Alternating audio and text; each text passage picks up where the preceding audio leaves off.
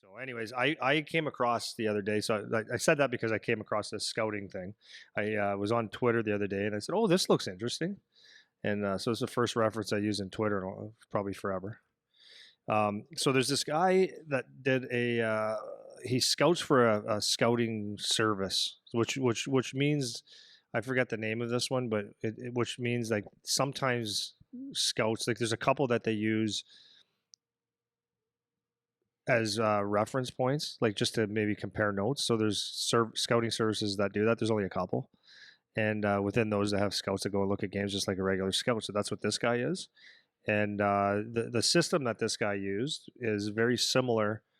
Not every team does it the exact same way, right? But there's a whole bunch of things that they look for, and then they break it down into finer details, right? In a scouting. So you look at a game, that's you're looking at players, blah blah blah. So they just try to connect the dots with how good a player is. NHL teams use similar ones. Okay, the stuff that I'm going to talk about here is pure hockey. So they're looking at the pure hockey skill. It has nothing to do with this is one part of the scouting. Yeah. It's how this kid plays hockey. What does he do well, and decision making and all that kind of stuff. It doesn't take into well, first of all, if all that stuff is good, then you're worth looking at selecting you as a player. If you have a terrible hockey scouting review, then you're not going to get you're not going to get drafted anyways. Yeah. But from there, that's the first part. So that this doesn't include stuff like psychological. You know, when they sit down and do psychological tests or to see what type of person you are, the interviews, character checks, and all that kind of stuff. So this is just one frame. So everything we're doing here is about, are you a good hockey player? Can you actually play hockey? Mm-hmm. All right. So that's what this is all about. I think, do I have a note here? So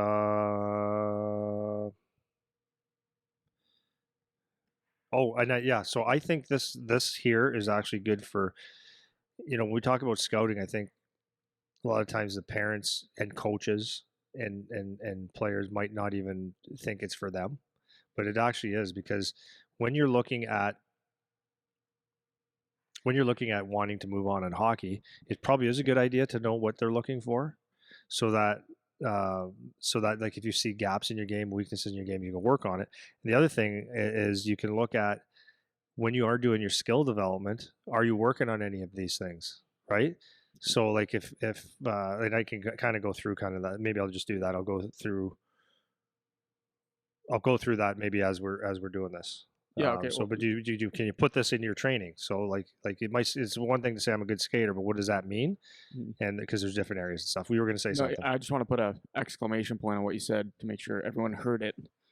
So you're going to go through how this guy scouts players. Yeah, and which is very similar to OHL scouts, very similar to what NHL scouts look for. It's the same process. They might weight things differently depending on what their team needs and all that. Yeah. But this can be what they look for. So the reason this is important is, one, because now you'll understand some of the different elements that they're checking. It's not just goals and assists, right?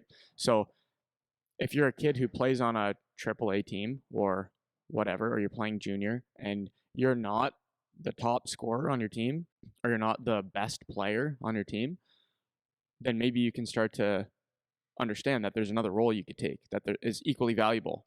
It's not as sexy, but it's equally valuable, and people are looking for that. That's one thing. And then the other part that you kind of breeze by it quick is, when you're paying for people to train you on the ice specifically, you'll be able to gauge now. You'll have a frame for saying, is this guy actually teaching me anything that is useful on the ice, or anything that someone would find valuable in the game? So if you have, like you said, a bunch of toys on the ice and you're just working on stick handling drills through and tight turns and all that kind of stuff, is that one of the things that you said that they're looking for? If it is, and it might be, then great. Is that the only thing you're working on when you train with this guy?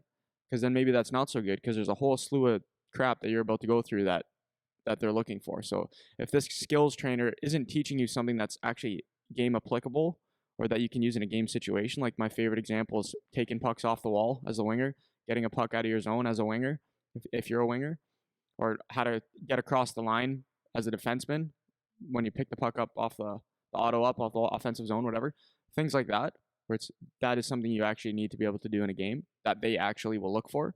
If your skills coach never trains you on any of that, or never teaches anything like that, then that's a good way to evaluate the quality of the of the trainer. And that's we've done episodes on that in the past too, where we're talking about how do you do this, and this is going to give you a frame. Like this is what the scouts are actually looking for, some version of this. So this is a good way to gauge your quality with whoever's giving you a training program for on ice stuff. Yeah. Well, it's funny. We had one of the kids the other day. He was saying my coach wants me to be a little bit faster or a better skater, and everything he does, there's nothing silky about him. Okay, but it's very very hard work.